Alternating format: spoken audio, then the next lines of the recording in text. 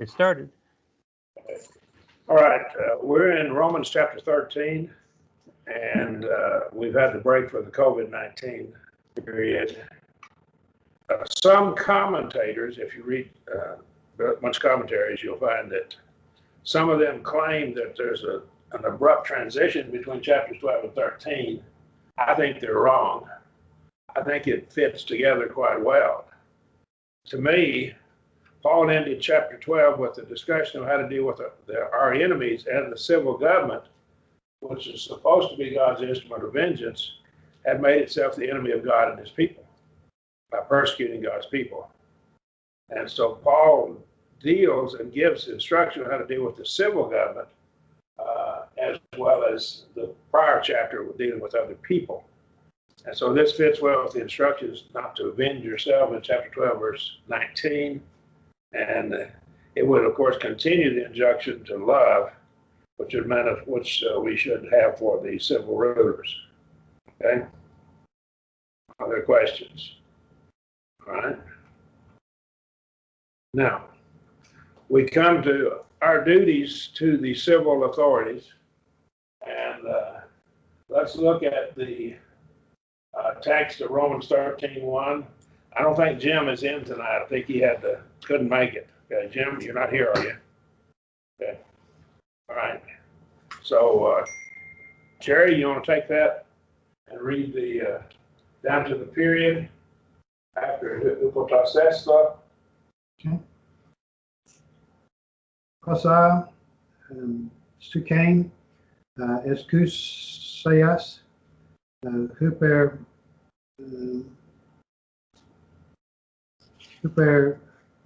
Kustes, Hypotases Tho.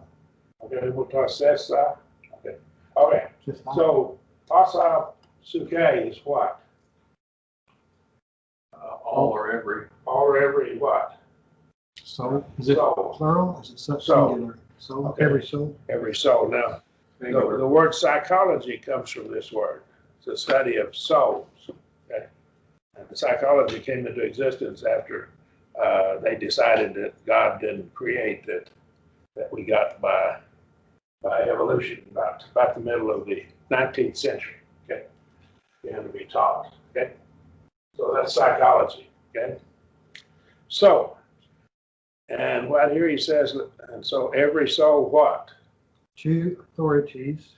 Two authorities. Do what? It's over you or above standing, since it's a participle. Okay. Standing above you or standing over you. All Submit. Right. Okay.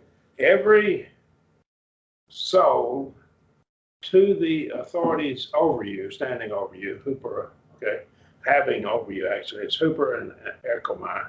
And so it's to stand over you. Now then, hypotasesto is what? Submit. Submit. All right, but tell me about it, what you know about it. It's a present active imperative. Okay.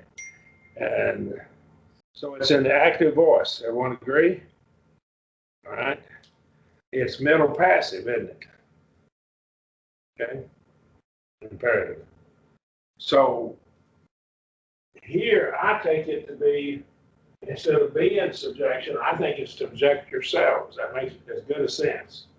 So on my translation, I put subject yourselves, and I footnoted it as being subjection. Middle voice. I take it to be middle voice. Makes perfectly good sense. We are to do the subjecting of ourselves. He's telling them to do it. They're commanded to do it, and you're not commanded to be passive. It's not that you're going to be doing something. Go ahead. Well, it makes sense in the context too, because failure to do so is not a good deal. Yeah, okay. That's true. To the higher powers, okay? To have above you. See, that's Hooper echo, to have above. They have above you, okay? All right. This is a reference to being in subjection to the civil rulers. Now, let me digress just a minute. We have a word that's found in Acts 5:29 and 5:32 and 27:21 and Titus 3:1. And it's paith arkeo, it's from patho. I'll see if my mouse can get into it. It's from pathos, and archeo. Archeo is to rule, and pathos is to be persuaded. So right here, when it says we must obey God rather than men, Acts 5:29, it's that word. So we must allow ourselves to be persuaded by God rather than men. And so here in this passage, we see it being used. Now, I didn't put this in, and I'm going to put it in down here. But right here, patharcheo is also found down here in verse 32 for the word obey. And it's for the ones now obeying him. Okay. And so that verse, I don't think is talking about people in the future. Okay. I think we'll not get off into it, but that's my point here. All right, in verse 21 of chapter Acts 27, you should have hearkened unto me, and so they should have listened to him, been persuaded by him. And Titus 3:1, to be obedient, say that's that word as well. And this is talking about rulers. Now, let every soul be in subjection to the higher powers. Now then, let's continue now. All right. Tony, can you finish the rest of the verse, I guess, if you would? Okay. From who? Yeah. Who, Gar, Eston, the Kusai, A, Okay. Hupo, Theo, I, De, Usai, Kusai, Hupo, To, Theo, Tetragamenai, Essen. Okay. Ugar Eston is what? Not because not or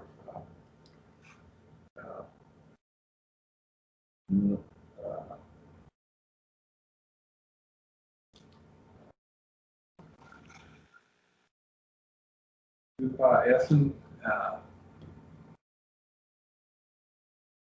Okay. Eston is a being verb, isn't it? Yes. From Amy. Right. All right. So what's he saying then?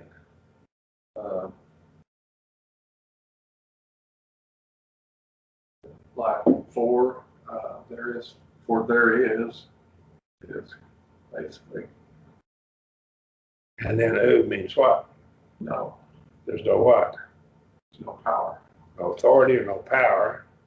Now, ame is a very interesting term because it's contrasted with Allah.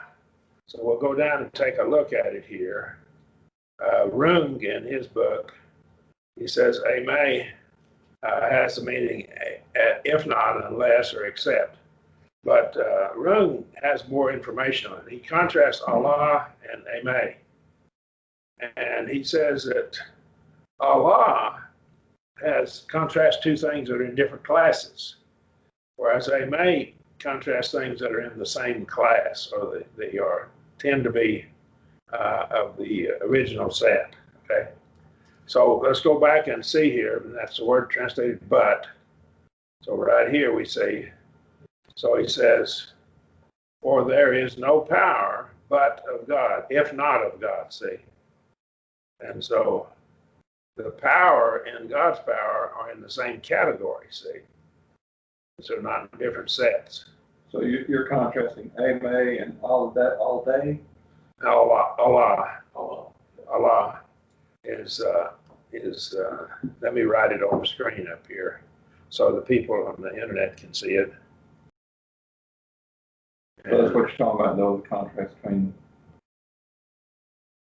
Ame and Yeah. all And so right here, if it'll go down here and symbol. All right, there it is. That word right there. Allah. Okay. So that word right there. Now we contrast it down here. Let me show it right here. And here is the word Allah. Allah is contrasted in this quote here with a may. And so Allah is things of a different class, different categories. It may contrast good and evil, for example. Say good, not evil, but good. Say. But a may would things in the same category. These categories, the same categories, are authority. See, they're authority. So that's what he's doing there. So that's why he didn't use Allah there. All right? So, for there is no power if not of God, see? Right? If not of power of God. All right? Now, then the rest of it, I should have had you to stop there and let Jerry do the rest, but I got you started, so I'll let you finish, and I'll lean on Jerry for the next one. Okay? Well, guys online can read too, can they? Well, Shane, you wanna read verse 2 when we get to it? Sure. Okay. All right, we'll have you to read verse 2. Jim is not on. He's couldn't make it tonight. Okay. All right, go ahead there with the last part there, if you would. Tony? Where do we stop? Did I stop? Yeah, right. We stopped at Yeah. Amen. Amen what? Hupo Thayu. So what's that? We're translating. Yeah. Amen. Amen. That's what we just got through talking about. Yeah, yeah. But not. Okay. But it's not. It's a if you like. It's if not. If not, basically. Okay. Hupo, under God.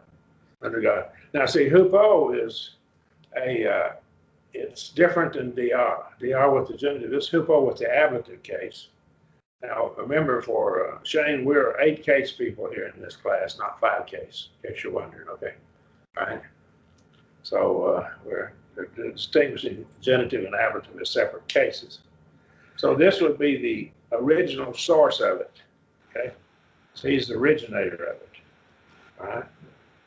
So it's no authority or power except who, if not by who? By God. All right.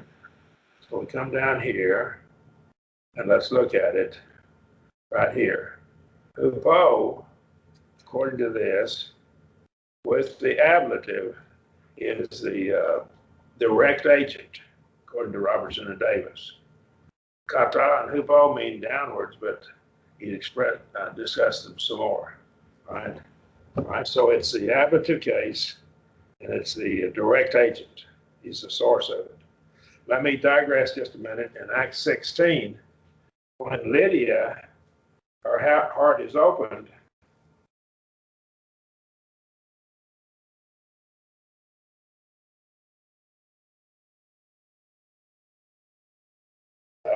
accomplished. All right. Okay. By God. All right. Now, our duties, and we can look at this, look at further, but I'll give you the verses, we'll just move on. Titus 3:1 and 1 Peter 2:13 through 17. These passages here will also discuss our duties to the civil government. That's for more study on your part. Okay. All right. Now then, let's read on. All I right. left the Z out, but What now? I said I left the Z out. Okay. But it's there. The out. Okay. Okay, so move on if you will. Okay. Okay. High day. They, and those that. Okay. The authorities, Okay. by, again, the God, again, All right. and then, have been appointed, I've been appointed. Okay. Having been. having been appointed, right, or ordained. Now, it's middle passive, isn't it?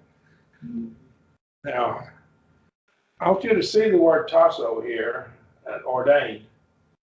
There's a bunch of words in this context that are from that root word, tasso. It's very interesting. I find that very interesting. I think there's a play on words here that we don't see normally. Okay, we miss it in our English text. What I'm saying. Right? These have to be arranged or set in place by God, to arrange it, to assign something, appoint it, put it in a place or stationed, and of course, of God or by God. Now, it's very interesting. Some of the manuscripts don't have the article here, but the one that I've chosen does. And with the article, remember it almost always, if not always, refers to the true God with the article. Okay. Any comments? All right.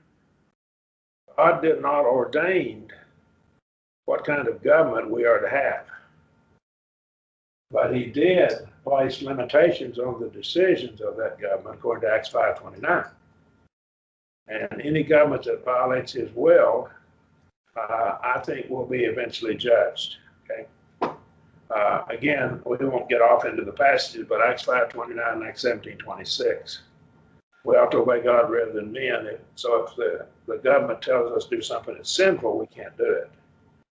And he gave the bounds, and the bounds of the habitation of a nation and the times appointed for a nation are determined by God. And if I look back in the Old Testament, I draw this conclusion. The Canaanites, the Amorites, and Abraham was told that he couldn't have the land until the iniquity of the Amorites was full. And so when their iniquity was full, they lost their land. And that happens with nations. I believe it happens with governments and so forth. And so that's what happened. The Jews were rebellious. And here in this context now, keep in mind, this is not long before the Jews got into open rebellion. And they were soon to rebel against the authority, Roman authority. And Jewish Christians in the church have a problem. They could get involved in this if we're not careful, get caught up into it. And so we see this, that the Lord's church was wrongly viewed, as a sect of the Jews. And so we find that right here in Acts 24 and verse 5 and 24, 14, 28, 22. So it would be advantageous for the Jews, Jewish Christians, not to even hint and going to look like they're going to rebel against the Romans. Romans were brutal, and you don't want to rebel against them, okay? In the comments. Okay, in Acts 18:2, Claudius had commanded all the Jews to depart from Rome. Now, this is recorded in Acts 18, so we don't need any other verses to verify it. But Suetonius, in his writings on Claudius, chapter 25, and Dio Cassius, also in chapter 60, verse 6, or section 6, they both mention this happening. So there's secular history to establish what we know Luke said was, which we know to be right because Luke wrote it. But there's secular history to back it up in case anyone challenges it. We have an extra biblical evidence of it, which I, as a Christian, don't need, okay? But I'm just giving it to you anyhow. All right, now here's another problem we got with the church. One of the apostles had been a zealot. Luke 6:15 and also in Acts 1:13, Simon the Zealot. And the zealots were those who were in open rebellion against the Roman Empire. I find it very interesting that Jesus took Matthew, or Levi, the tax collector, and had him as an apostle, and he had Simon the Zealot on the other end of the stream. And so, but he melded those two together, even though they were way far apart. And but they were able to work together. And so, the church has a way of doing that. Gospel has a way of doing that. Right? Josephus talks about this, but in Acts 5:36 and 37, we have some of the history. Theudas and also Judas of Galilee are mentioned there. We won't spend time, but I believe Josephus mentions some of this as well. Good commentary would tell you, I think maybe McGarvey might list this. I can't remember whether Josephus mentions one of these men. I think he mentions one of them. All right. And I won't go off into it. A commentary can find it for you. But the danger here is that the Jewish Christians can get involved in this rebellion or even be thought to be part of it. And so they can suffer for it. They'll not be persecuted because they think they're just part of Judaism. Okay. That word joined is the same word that in just kind of information, but it's the same word that husband and wife cleave together and become one. Okay. And in what passage? What verse? Acts 5:36. That's The word 5:36. join. Okay. Yeah. It's the same word as cleave. Yeah. Okay, good. Together. They're given two reasons to obey the civil rulers. First, no power exists without God's permission. And second, God has ordained or set in place the civil governments. So there are two reasons now. That's your first two reasons to obey the civil rulers. Of course, we always remember Acts 5:29, right? Here's how I translated this, that every soul subject itself unto the higher powers, for there's no power but of God, and the powers that be are ordained of God. So I put here, and I footnoted subject itself, or soul be subject to. I translated it in the passive voice. It's got to be one or the other. And I think a good, honest translation will give the reader an option, and he has to decide for himself, because you have to interpret it yourself. All right, Romans 13:2, and down to Hoy Day, if you would there. Shane, please. What day you said? Romans 13:2, all the way down to Hoy Day, and I'll put my mouse on it, down to right there, the cursor. Okay, gotcha. Hoste o anti tazomenos te exousia te tu theou diartege antheestiken. Okay? All right. So interpret it or translate it for us and tell us what it means. Hoste could be therefore. The ho ante tazomenos is it's a participle, so the one resisting the authority ordained of God, or something. Okay. I don't know exactly. Okay.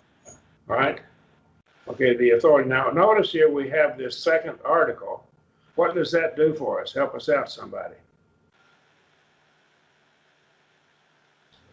It goes with the We have it over here and we have it here, don't we? yeah. So what's it for? Why is it twice? What does it modify?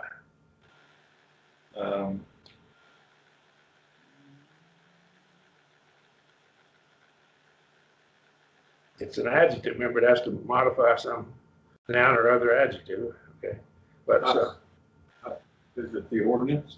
okay. Ordinance. So what's it modifying? It's dative, so it have to be ordinance, I guess. Diartege? Well, no, I think it's modifying exousia. Okay, because here's what happens.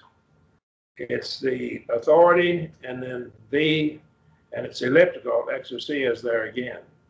So it's emphatic. That's typical. That's how one way they do emphasis. So I just wanted to bring that out for you right there. So he's emphasizing the word authority there by having the article twice. No. So that's a typical idiom of the Greek. They do that quite a lot. Okay. So it's emphatic. So the emphasis here is on the power, or King James, American Standard, or authority, or power. So if you resist the power, what power? If you resist the power of God, say the of God power. Okay. Does that make sense? They don't repeat the word exousia twice, but they do have the article, and so it's elliptical there, and so exousia would be right here. That's where it would go right there. All right? The authority, the what? What does he resist? Okay? And my God. He resists the power, the of God power, and this diatage is tage is a noun form, but it's from diatasso. I told you our word tasso is found there in several of these passages, right down there where the cursor is. So right there, and that's your ordinance. That's what God has arranged. You have taken the arrangement of God and set yourself against it. Okay. All right now, this word in antitasso, or that's our word antitasso, resisteth. We don't see it in our English text, but these are from the same word tasso. So you're setting against. And then tasso has been used 4 times here in root words. Tasso is used once, the diatage is used once, antitasso, and of course right here we have an earlier one, another word from tasso. Okay? So resisting the civil government amounts to resisting God's ordinance, or what God has set in place or arranged, is set forth. So tasso is to set a range. Right? Any comments? And the minos, what the minos ending on that? Okay. I don't remember what minos. Okay, this is a perfect tense, the withstanding, Oh, and that's to set yourself against. See, it's from anti and histemi, to set against. You've set yourself against. And it's perfect tense, so what does that mean? What does perfect tense mean for us? means that it was something that was in the past still true. It's in the past and it's still true. So you've withstood and you're still withstanding, see what that means. And it's the ordinance of God that you're withstanding. No government has God's permission, however, to enact laws that are evil. They do it, but they don't have God's permission to do it. Right? It used to be the kings of Europe used to argue for divine right. They could do what they want to. Well, that's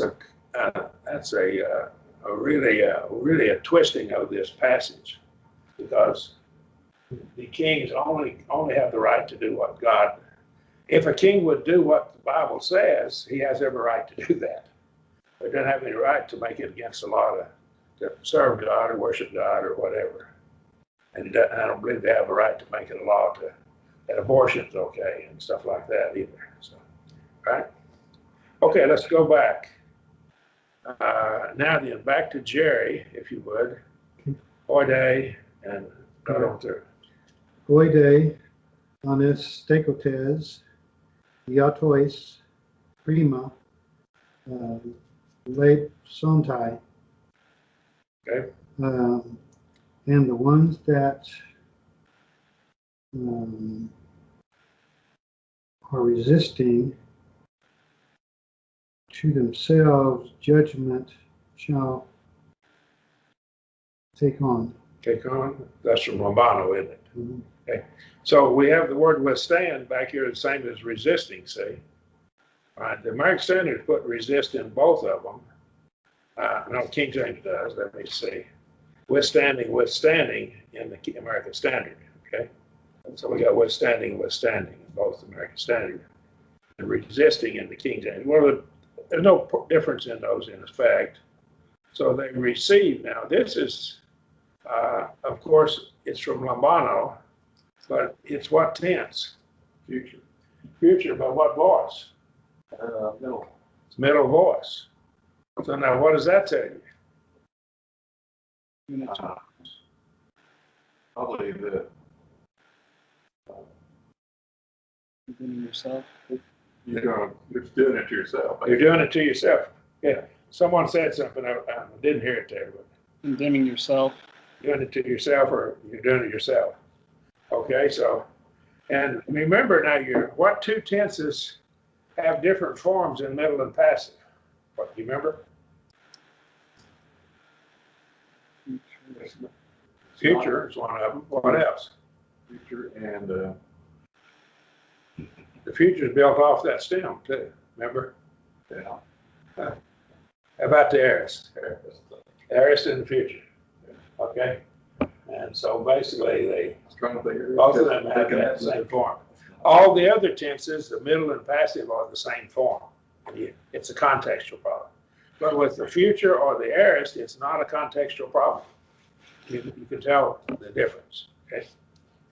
Right? Now then, the judgment here, the word judgment is used in several different ways.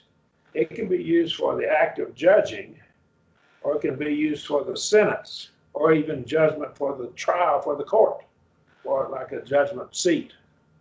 And here it's used for the sentence or the decision that's made, the sentence.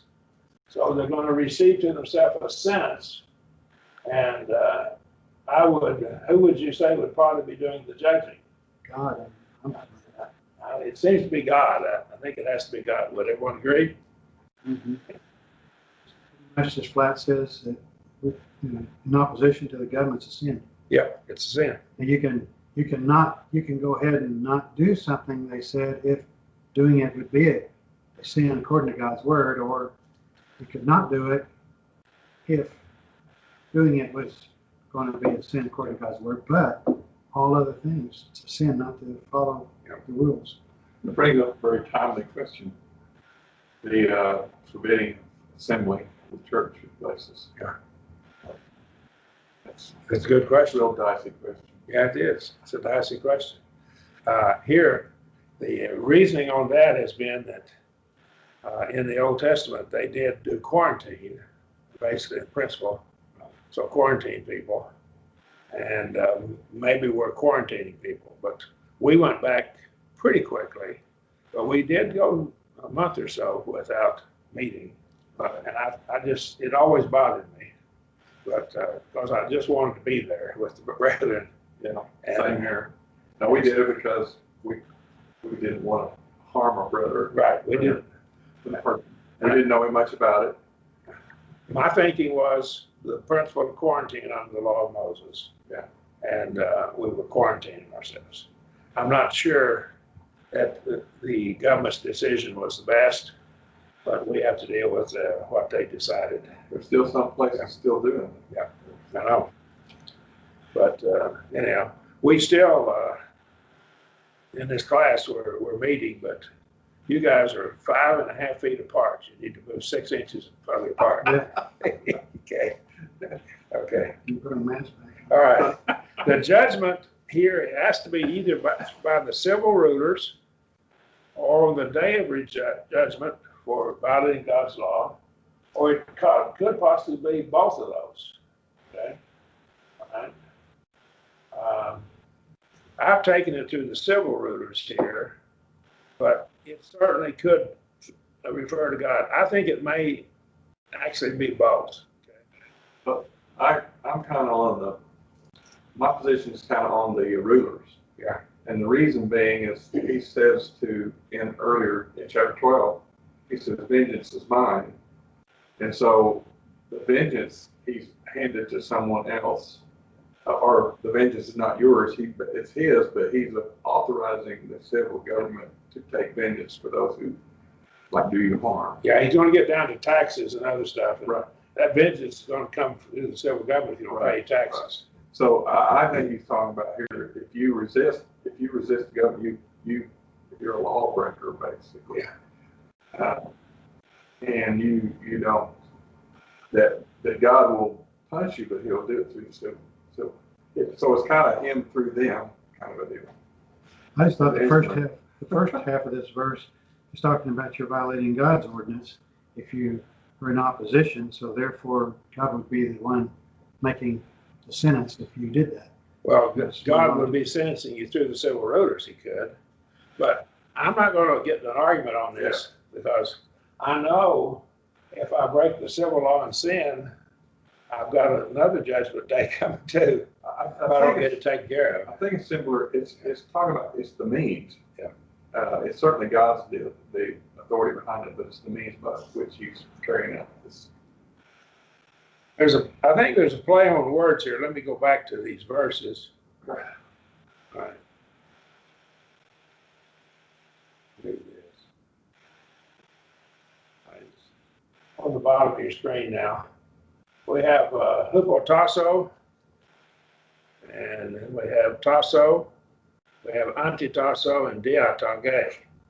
And of course, these three are verbs, and this is, of course, a noun. Okay, but they're all from the root word tasso. Tasso, this word here is the root word. Okay, so maybe there might be a play on words here. Some commentators think there is, and it's very possible. Play on words that we miss it in English, don't we? It's not there in our English text. Okay, I translated it. Therefore, the ones resisting the authority withstands the ordinance of God, and the ones having withstood shall receive to themselves judgment. Okay. And then I footnoted judgment as the sentence of a judge. Okay. Sentence of a judge. Now that could fit either the civil government or the day of judgment, but we have to keep it in context. Okay. So, all right, let's go to verse 3. I think we got to come back to who did last? Tony, did you do last or Jerry do last? I did. Okay. Okay, Tony, and then we'll go back to Shane. Shane, you didn't probably get time to do this translation of this, so if you don't want to read it, that's okay. We'll let these two guys, they're supposed to have done their work. Okay. Well, I'll read it, but they can translate. All right. Okay. Go ahead. If you would, Tony, go down to where the cursor is. Okay. All right. Oigar, our Contes, Luke, Essen, Phobos, Tone, Agathon, Aragon. Okay. Very good. Hogar, Archontes is what?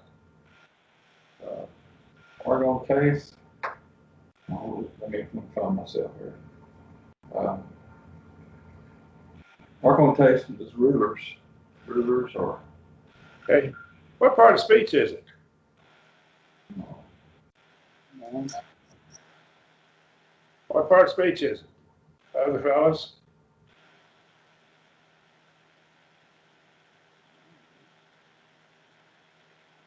Is it a participle?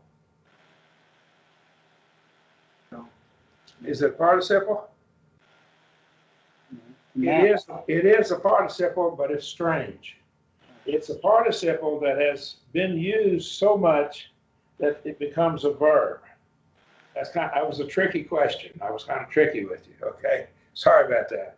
At the bottom of the screen, we have it laid out there. Which one are you talking about? Archontes. I just show it's I got it now. nominative plural. now. Yep. I'll show it now. But if you look at it carefully, Thayer tells you it is the present participle of the verb archo. Must be. Okay? And Porter explains it. In a few instances, use of participle in place of a noun or either form may become so common that the participle is thought of as a noun, as in a noun form. Oh, okay. Okay. And that's so why this I is said- one, I wanted to call your attention to it because it's actually a participle, but it's functioning like a noun. Right? Okay. Does that make sense? So it's the ones ruling, see? You have the article with the participle, which becomes the ones ruling. Yes, you need there on.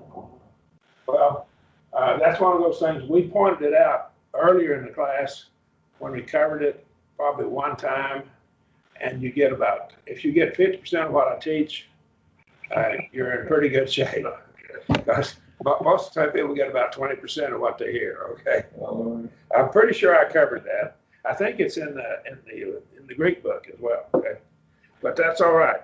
It wasn't hard for us to get it now. So when you run into that, that is a participle that winds up functioning as a noun, okay? Does that happen very often? No, it's not. There's just a few words. That's good. I think Porter lists maybe one or two other words. If you like, I'll dig into Porter and see if there's some other words, and I'll try to have them back for you next week. Okay, well, that's participle that X is an out. Yeah.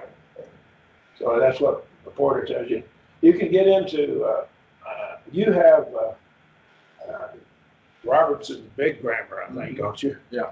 You might look up this word archontes or arco, the verb form of it. There's your verb form, arco. It's from arco, right down here. Look that word up in there, and he may tell you this too in there. Okay. Okay. Yeah, I'm gonna look at it. All right. Pick it up. Okay. Any questions?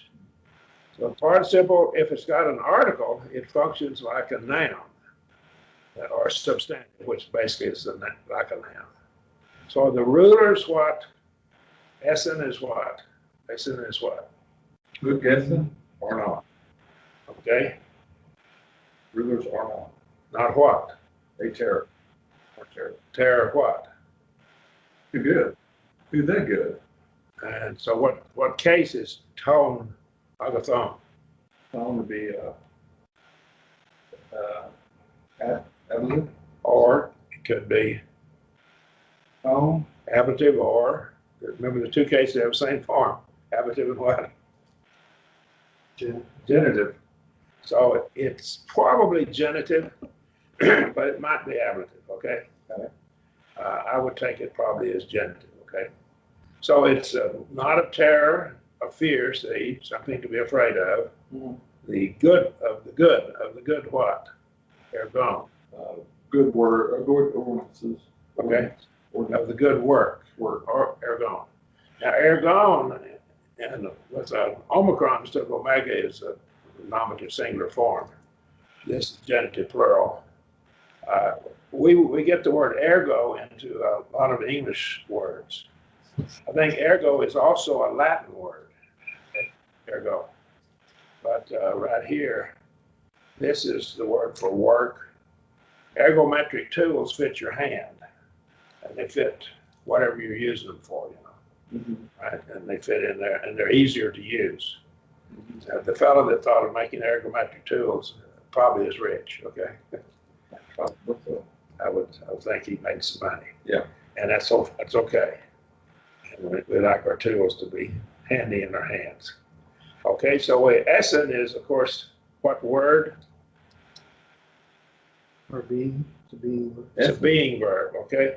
Yeah. Ame is from Ame, good. All right? So they are not. Now, what's the difference in oo and may? Who is definite? It's a denying a fact. It denies the fact, and may deals with what? Possibilities if you. It's kind of iffy, and it goes with the other cases. So oo goes normally with the indicative mood, and may goes with the other moods. I said cases, I meant moods, okay? That's a terror of the good works. Now, when we come down, we have, let's see, our next word is Allah, right? Tony, did you read last? Yeah. Okay, Shane, would you read that for us there? Yeah. To the semicolon, which, of course, class, before he starts, what's a semicolon mean in our Greek? Question mark. It's a question mark, okay? Don't forget that, okay? If you would, go down to the semicolon, if you would. I should have had Tony to go all the way down to Kakon, okay? But go ahead if you would. Shane, please. Deleste me phobe estai tain exousion. Okay? So, Allah, tone, Kakon is what? But to the evil But one. to evil. Now, why does he have an article with the word Kakon? Emphasis. It could be, I think It also separates it from the good and shows us a different class too. yeah. Okay, those are both good answers. It may refer back to the evil he's talked about earlier in the chapter or in the context. The evil one. Yeah. And so frequently the article will reach back and point to something back. It points something out. It's like a finger pointing at something, okay? So the rulers are not a terror to the what? to the good works, but what now? To the evil ones. To the evil. Now, we said Allah, and you have to go back to my earlier quote from it. Allah, this is the short quote of it. But if you go back, you'll see Allah deals with things that are in different classes, different sets. So right here, the terror to good works and a terror to evil works are in different classes. It's wrong to be a terror to good works, but it's right to be a terror to evil works, and they're different categories. Does that make sense? Allah tells you that. If they were in the same category, he'd have used a me instead of Allah.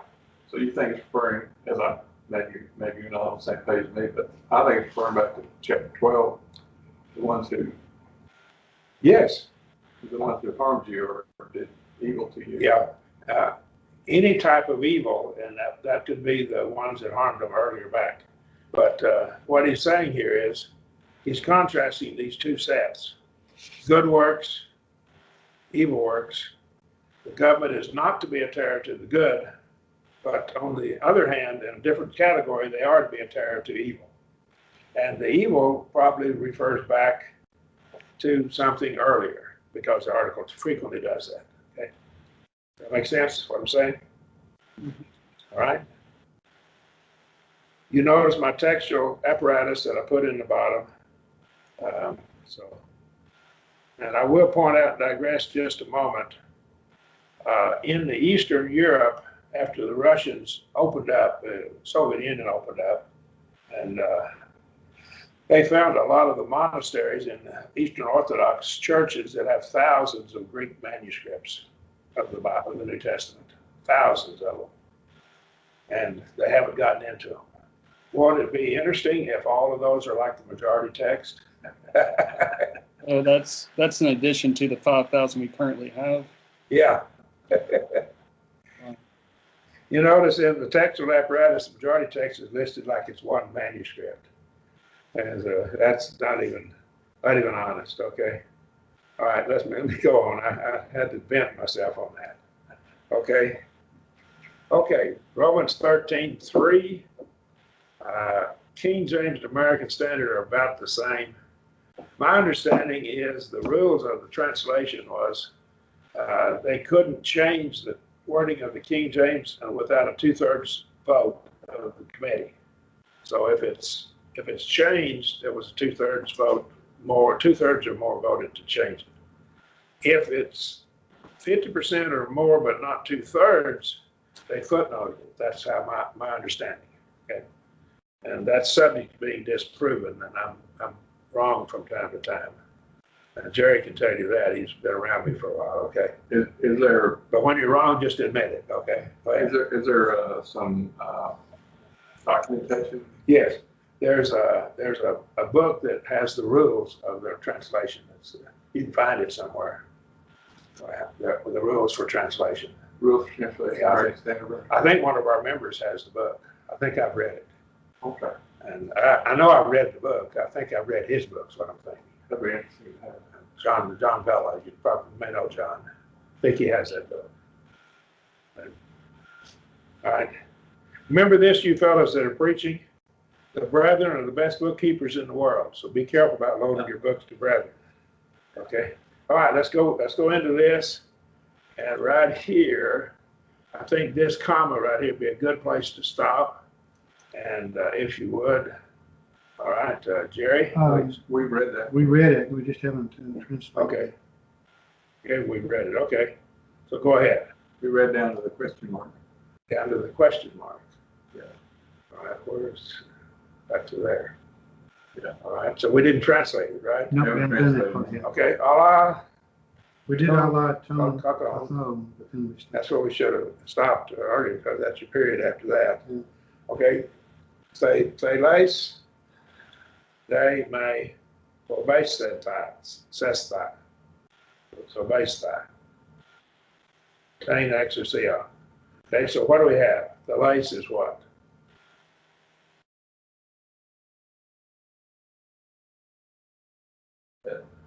Remember your form for the verbs? Oase, omenete, usi. What is this?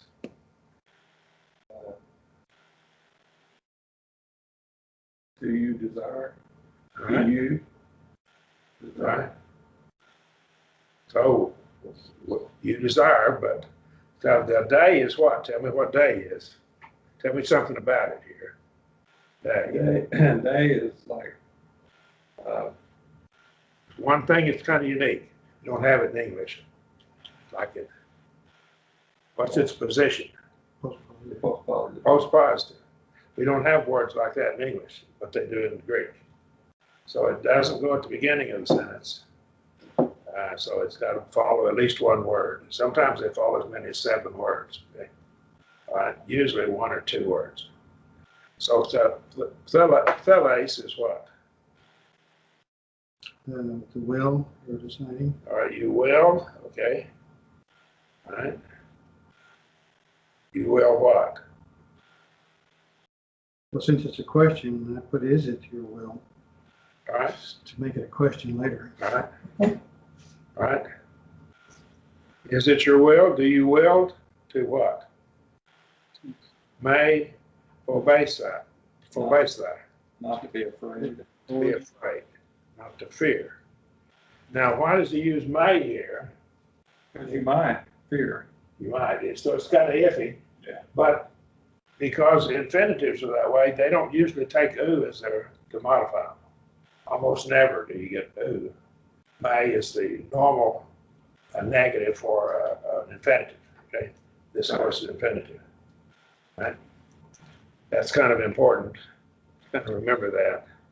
Now then, I will call your attention to this word thelo, or word here, and I'll highlight it just a moment. Right there. Which one? Right there, about just before my cursor. You see the cursor flashing? Mhm. All right. That word thelo there, and boulomai, beta, omicron, upsilon, lambda, omicron, m, mu, and then I think it's alpha iota, boulomai.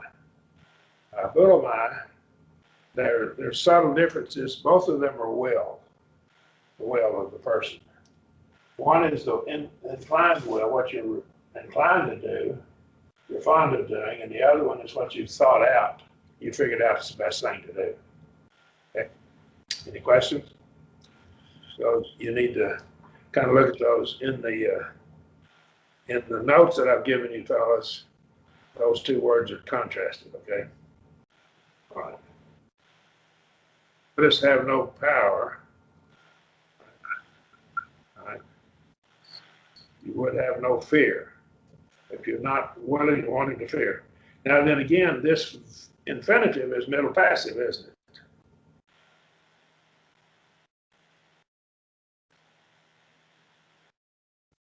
Get my mouse around here. That's what I've got to use.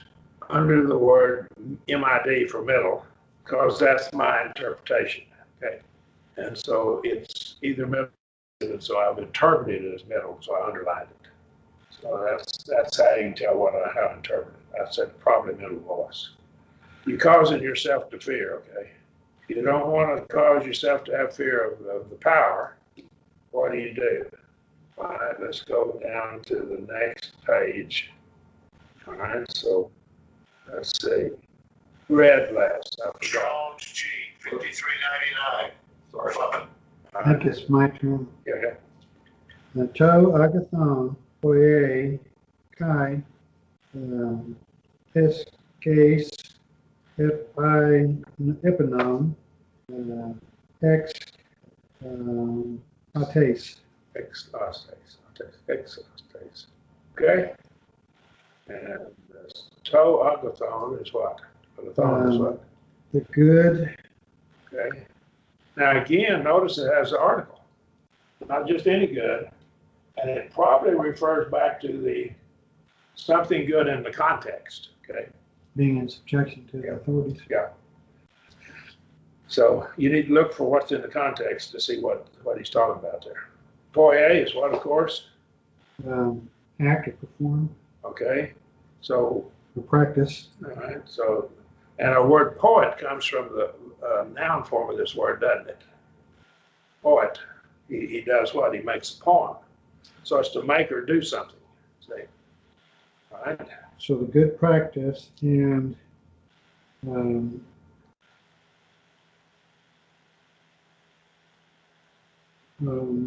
future. I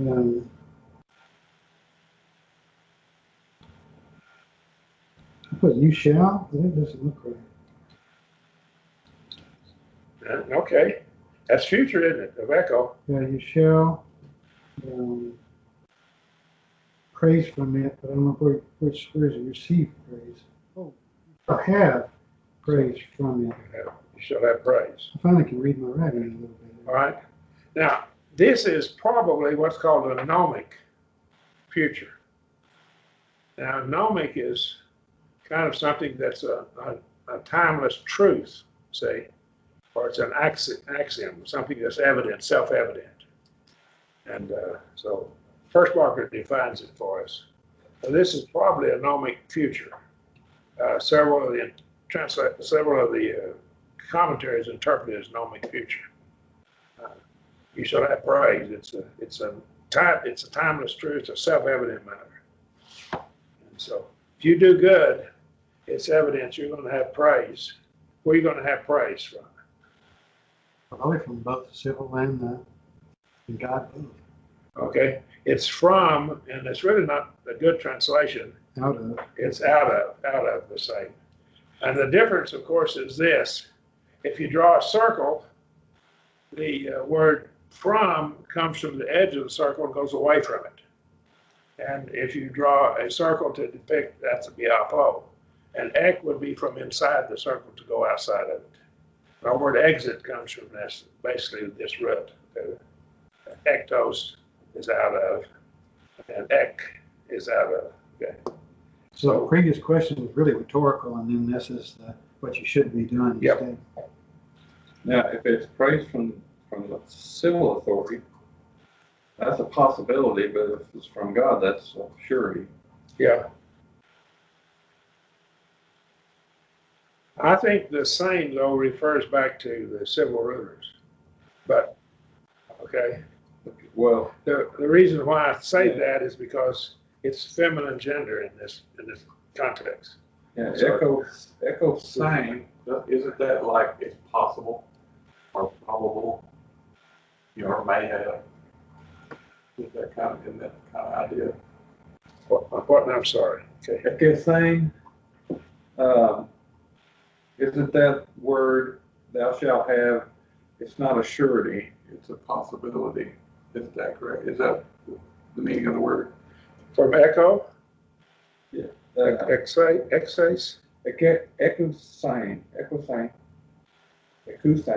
it's hexase is got a rough reading on it. yeah, okay. Saying. Ecusion,